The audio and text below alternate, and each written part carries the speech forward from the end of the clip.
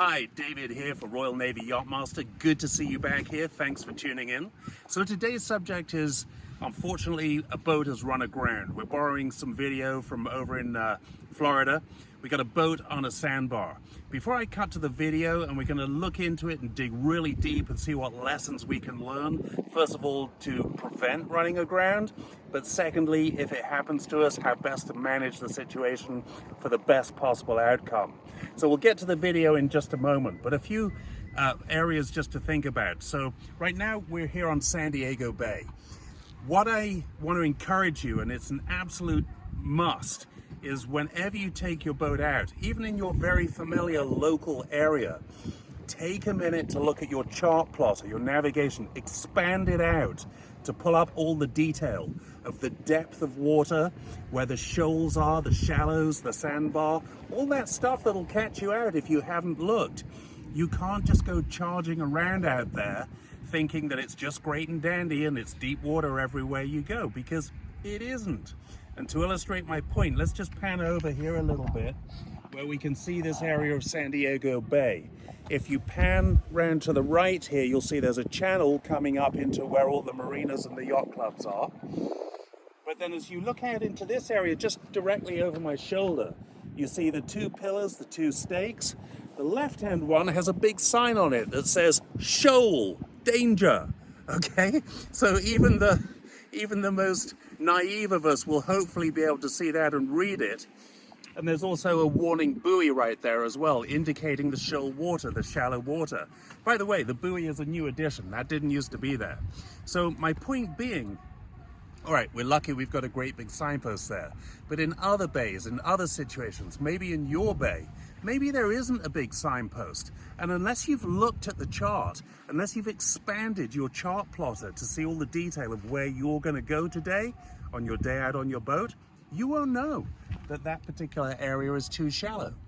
And so if you're coming in off San Diego Bay, you see the boat out there approaching us. The way into this area is a channel all the way up the far side, marked by the appropriate channel marker buoys. If you don't know that, if you haven't looked at your chart or your plotter, you'll come hauling across the middle thinking it's a nice shortcut, and guess what? If it's low tide, boom, you're going to be stuck on the mud. So hopefully that won't be happen to you. Remember, an ounce of prevention is worth 10 pounds of cure. But let's get into the video and see what lessons we can learn if it ever happens to you.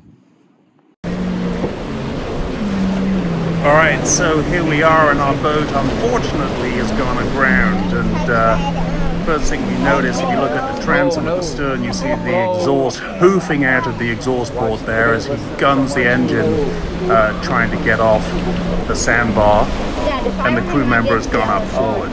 So again, I want to emphasize we're doing this video for educational purposes.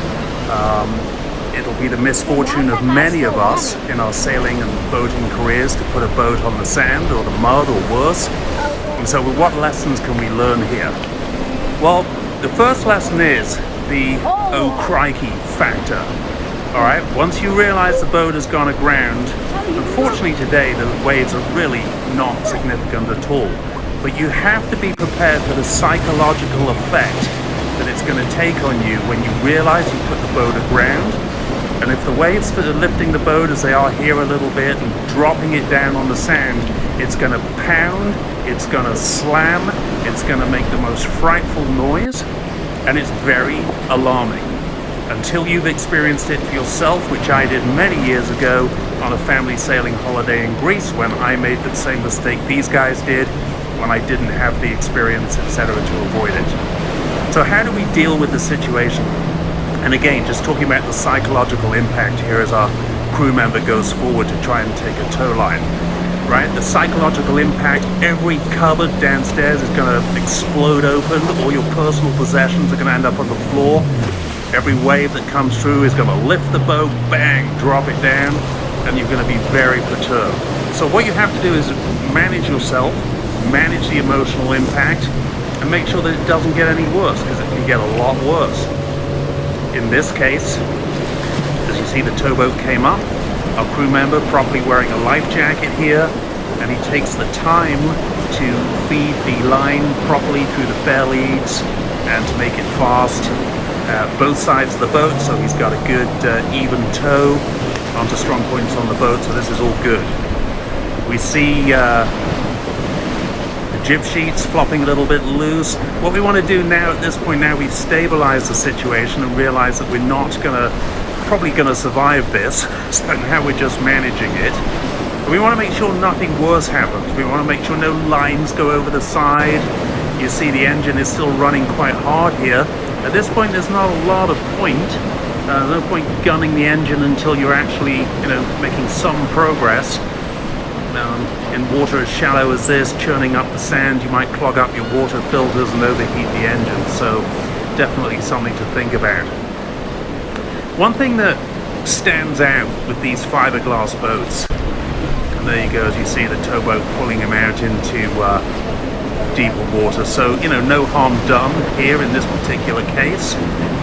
If the tide had gone out completely and left the boat flat on its side, you've got to be ready for when the tide comes back in, so that as the boat is rising before it starts to float, that it doesn't end up taking water into the cockpit and make the situation worse. So lessons learned: be ready for the psychological impact of going aground and manage the situation to make sure it doesn't get any worse. Now, this next clip is definitely a lot more dangerous. These are much larger waves, as you see.